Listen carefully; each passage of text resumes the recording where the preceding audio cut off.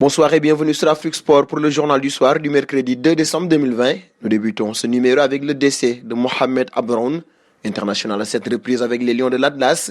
Il est décédé suite à un cancer qu'il combattait depuis de nombreux mois. Selon nos confrères de l'E360 Sport, la Fédération royale marocaine de football est en contact avec le ministère des Affaires étrangères en vue du rapatriement du corps du défunt décédé en Turquie. Lorsque l'état de l'ancien joueur du MAT s'est détérioré, sa famille a tenté en vain de le rapatrier. La clinique où il était traité avait alors refusé. Un saut auprès de François Cicolini. Ce dernier a occupé une suspension de 2 ans de toute fonction ou activité en relation avec le football par la Ligue algérienne, rapporte le site des aides football. L'ancien entraîneur de Bastia a été sanctionné pour avoir boycotté la cérémonie protocolaire de la Super Coupe d'Algérie perdue par son équipe de l'USM Alger face au CRB Louisdad. Cicolini a été licencié depuis par l'USM Alger pour faute grave après un seul match dirigé.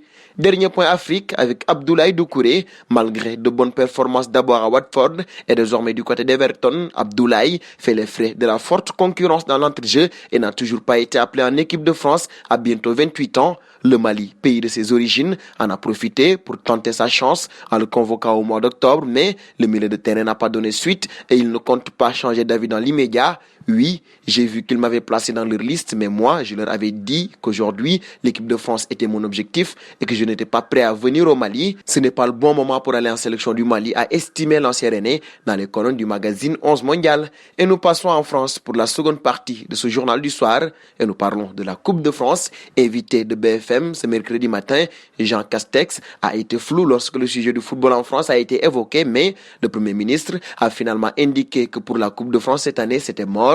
Une annonce qui a évidemment fait du bruit, mais qui a vite été démentie par Noël Le Graët. Le président de la Fédération française de football a été très clair. Il a pris le contre-pied de Jean Castex en indiquant qu'aucune décision finale n'était prise et que bien au contraire, il était relativement optimiste sur ce thème. Malgré un calendrier qui devient de plus en plus serré, Noël Le Graët veut encore croire au miracle pour l'épreuve reine du football français. Pour moi, la Coupe de France aura lieu. Après, évidemment, plus on attend, plus cela devient compliqué, mais pas impossible, a soutenu Le Graët. Nous passons à l'affaire Léo Messi désormais. En célébrant son but avec un hommage à Maradona, il a écopé d'un jaune qui sera plus tard très contesté, mais forcément, l'arbitre avait fait son boulot et avait adressé un carton jaune à Messi pour avoir retiré son maillot.